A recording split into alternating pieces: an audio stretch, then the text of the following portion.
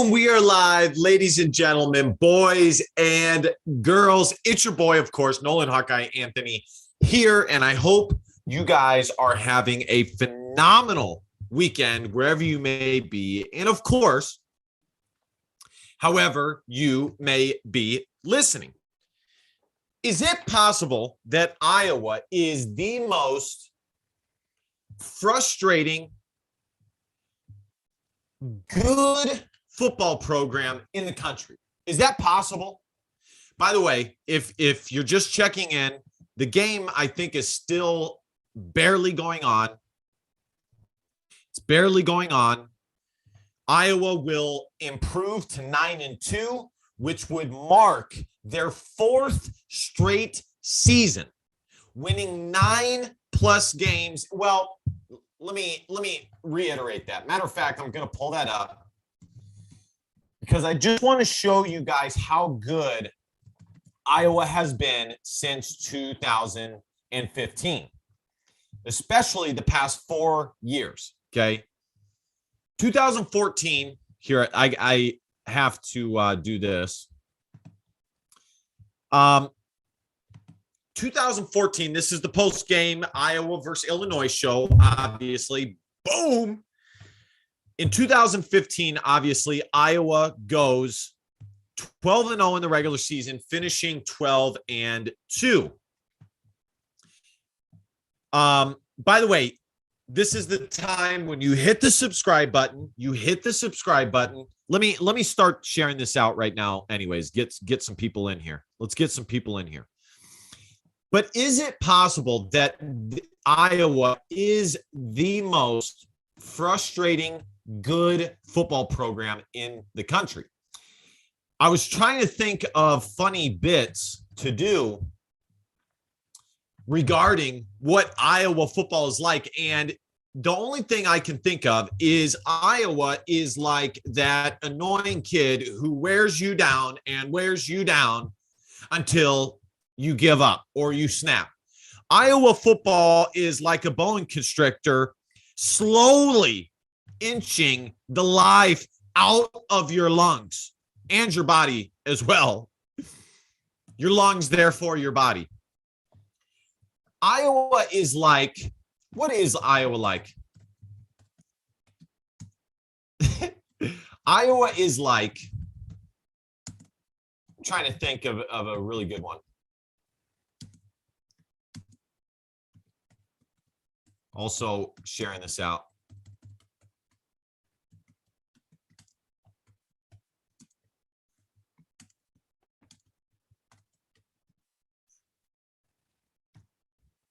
Iowa is like that girlfriend you have that you can't seem to break up with for whatever reason. And day by day, she just continues to make you feel worse and worse about yourself until you go insane. Iowa is like that kid of yours that you like less than the others, and it just is what it is. Slowly breaking your heart because you like the others better. I like the girlfriend one. I think that's pretty funny. Most guys will understand that one. But well, and girls, to be honest, it's it really is. Iowa is absolutely, they're 9-2, and I don't want to sound spoiled because obviously they are a phenomenal football program. I am so happy to be an Iowa Hawkeye fan. I really, really am. Ultimately, but I can't help but just, it's exhausting. The game is closer than it should be for much of the game for long periods of time. And it's pretty crazy, really. It's pretty crazy. All right, let's go to the game specifically. Alex Padilla was pretty mediocre today. The passing game was pretty mediocre, and I've been trying to say to you Iowa fans that Alex Padilla is not the end all be all. Last week was honestly, it was average. It was okay. He got the win, but there were several passes that could have and maybe even should have been intercepted.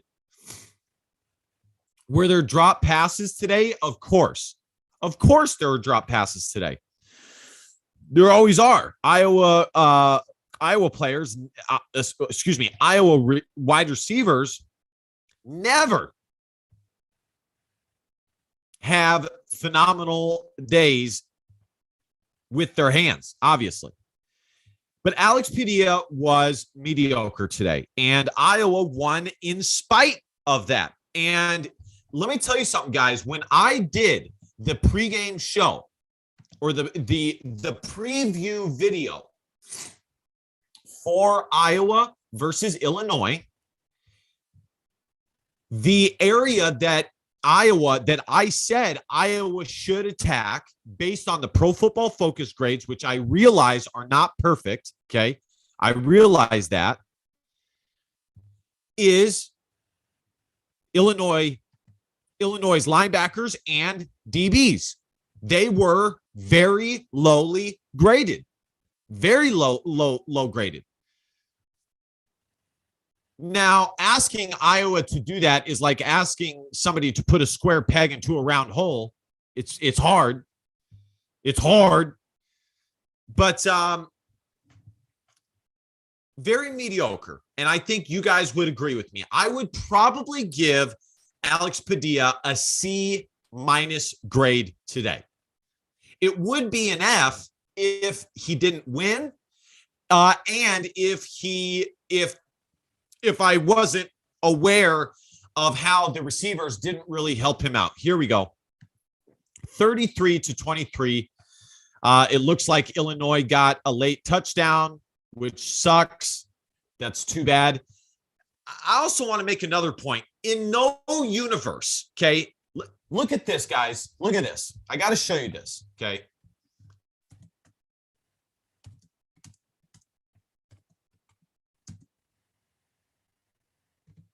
I got to show you this to just show you how bad Illinois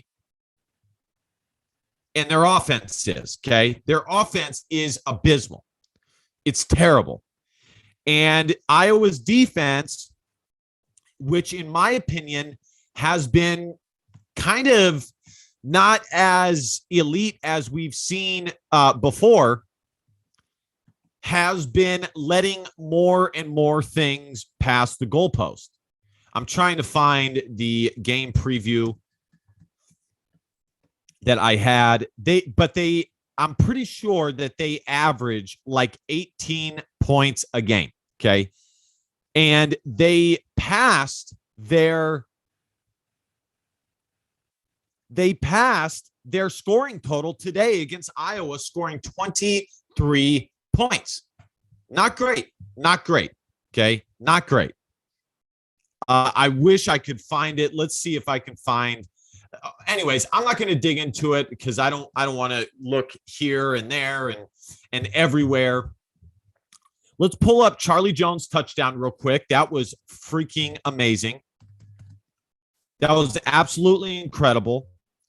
But yes, I would probably give Alex Padilla a C-. Either way, Iowa improves to 9-2, and it is awesome. Let's watch this video.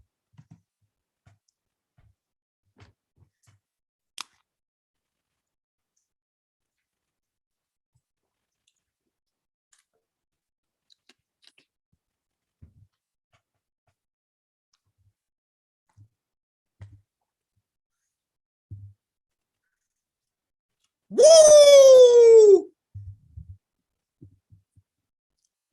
Nothing better than watching that. There really isn't. Oh, sorry, guys. The sound wasn't on. Sound wasn't on. Let me get the sound on.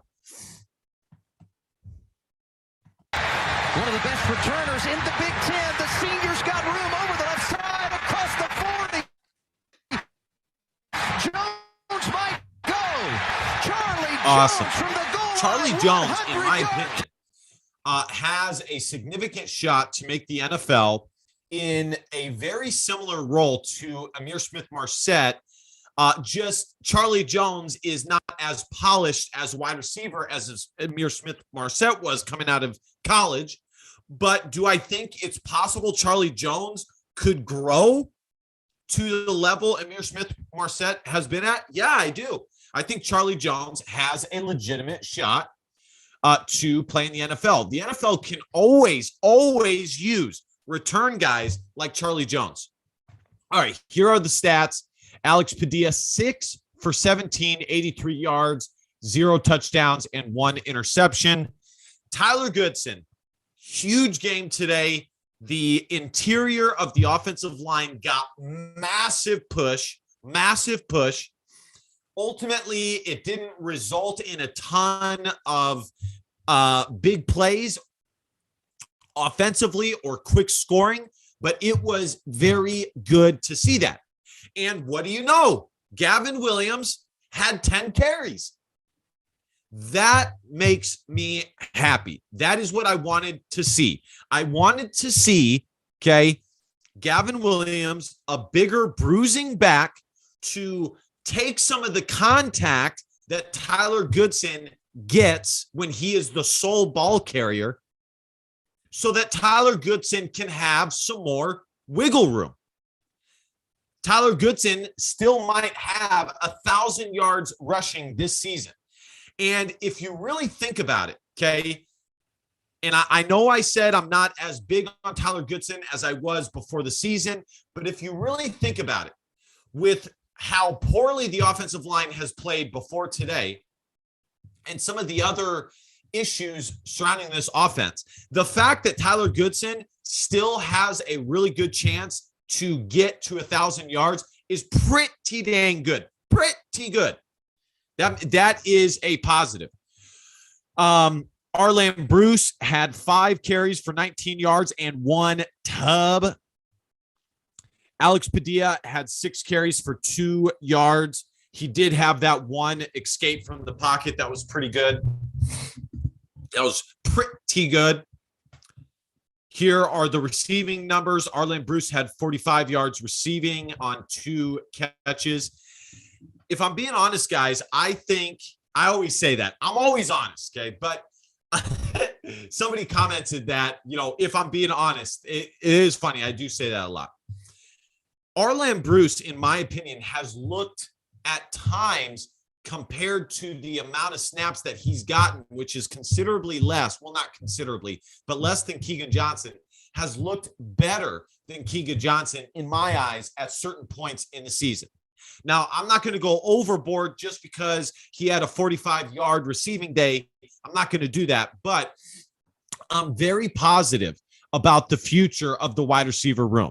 The only thing Iowa is missing is a big-bodied 6'2", 6'3", 6'4" wide receiver, which I thought might have been Desmond Hudson, but he's gone. He's entered the transfer portal. But the good news is in the 2022 recruiting class, Iowa has a 6'3", high 3-star wide receiver, as well as Brody Brecht in the previous wide receiver group.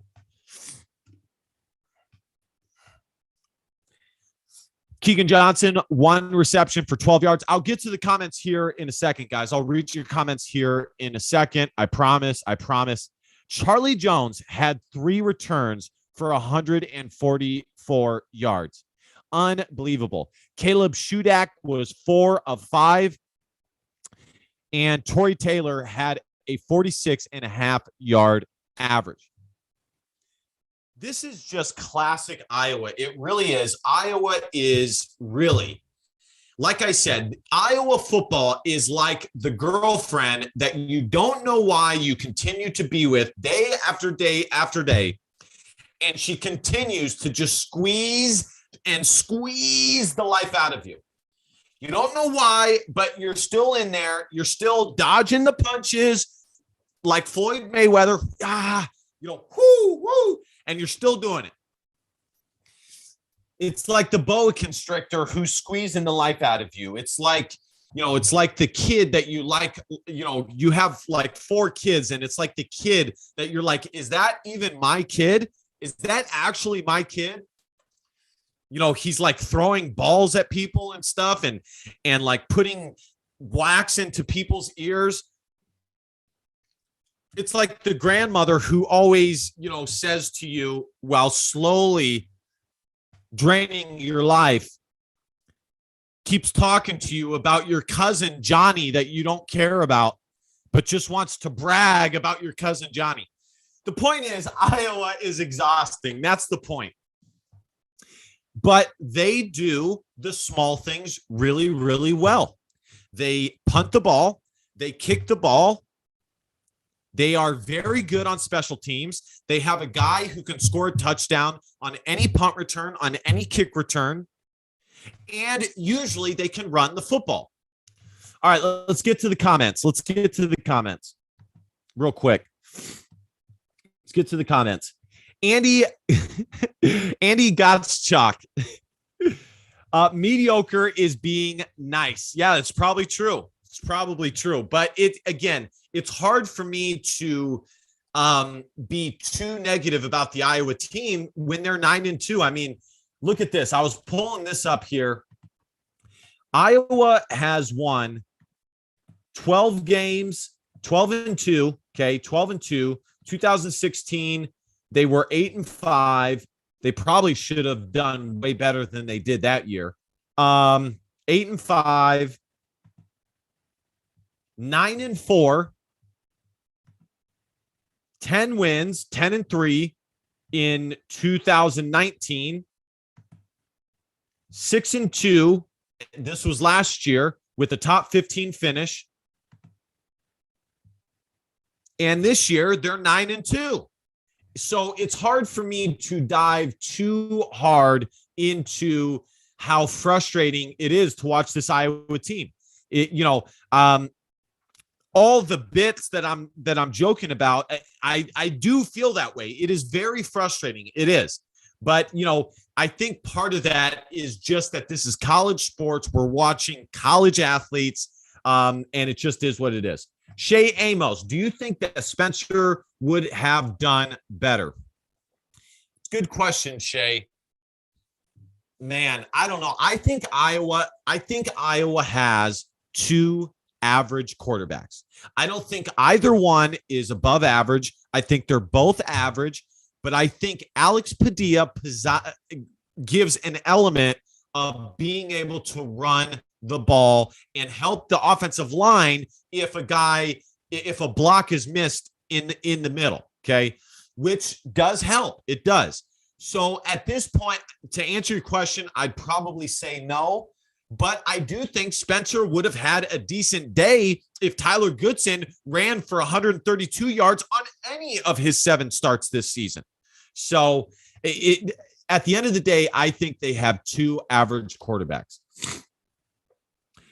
Andy Gottschalk, I don't know if he would have done worse. Yeah, that's kind of my answer too. I'm not sure he would have either.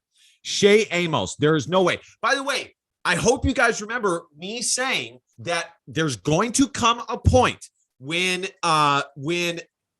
there is enough film on Alex Padilla and all of his tendencies the defense is totally aware of. And I think we saw that today a little bit. And he struggled. Shay Amos, there is no way. Okay. Andy Gottschalk, but I will say Brian Ferentz can't call the same play over and over with the end around. It's just at the end of the day, Iowa just doesn't have any other imagination besides that. That just is what it is. Michael Moran, why are so many fans saying we're going to lose to Nebraska? They have 1 win in the Big Ten, don't care about close losses. I'm totally with you. I don't understand why all of these media members, I do understand the media members have a hard-on for Nebraska because they think that this is still the 90s when it's not. This is not 90s football. Tom Osborne is obviously a way better coach than Scott Frost will ever be, okay? But looking back in the past, is a thing that people do. And so they're still very high on Nebraska. Now, with that being said, last I checked, the game is tied at 21, and we need Nebraska to win this game. If there's anything Nebraska could ever do for us, it is to win this game and put Iowa in sole place of the Big Ten. But am I worried about Nebraska next week? No, I'm not, because they struggle against teams like Iowa, who basically are so fundamentally sound that they will not beat themselves. Ari Gold, I said 33-20. You did. I remember that. Good pick, Ari. I like that. So dang close. Go Hawks. Shea Amos. I would put most of the blame on the play calling and a lot of dropped balls. Yeah, that is one thing that Keegan Johnson early in his career definitely has a problem with, is the drop balls. Michael Morin, Padilla gets a no credit. Offense as a whole was not good. I would agree with that. It wasn't good. Shea Amos, is he going to lay for the Patriots or play for the Patriots? Not sure. Michael Morin, Jones could make a return specialist like David Tyree or Devin Hester. Agreed. Jones could definitely play at the next level as a return man. He's that athletic, he's that fast, and he's that explosive. It's that simple. Andy Gottschalk, 6'17", 83 yards, and 1 INT. Most quarterbacks get benched with those numbers. Jones and INTs are only reason we won. And Caleb Shudak. Shea Amos, they probably start Spencer Petras this Friday, so we will lose. We will see how he does, so we will lose. Touchdown, Nebraska. Nebby. Jones is going to play for the Patriots, make Linderbaum the new quarterback. Got to admit, you finding 3 different unique situations to describe torture was entertaining and also pretty much spot on with my relationship with Iowa football. I totally agree. I think Brian is a good recruiter, so I don't fully agree with the fire Brian Ferentz crowd, but he needs to be stripped of his play calling duties. I absolutely agree, Mike. Brian, the top 3 recruiters on Iowa's team or in coaches are George Barnett, the offensive line coach, Brian Ferentz, and Kelton Copeland, with a close 4th being Bell, the defensive lineman. Brian is also a damn good offensive line and tight ends coach. So I agree. I would never want that to change. In a perfect world, he would just be demoted to being a tight ends coach, and that's it, or going somewhere else. But I totally agree. He is a good positions coach. And as far as that goes, I have no problem with him being a coach on this Iowa Hawkeye team. All right, guys, the other scores: Penn State beat Rutgers. Michigan is on top of Maryland, 31-3. Minnesota on top of Indiana, 28-7. Nebraska and Wisconsin are tied at 21. Purdue is on top, beat Northwestern, and Michigan State got shellacked by Ohio State. All right, guys, thank you guys so much for hanging out. Iowa improves to 9-0, which is pretty dang amazing. Things are, for the most part, copacetic. I always say I hope the offense is going to improve, but I really don't think it will. I think the offense is the offense, and it is what it is. But it would be a huge deal if Iowa can end this regular season with 10 wins, which would be 2 10-win seasons in the past 3 seasons. All right, guys, thank you guys so much for watching. And remember, DBAP, don't be a pussy willow. In fact, your feelings don't matter. Love y'all. Talk to you guys next time. Bye.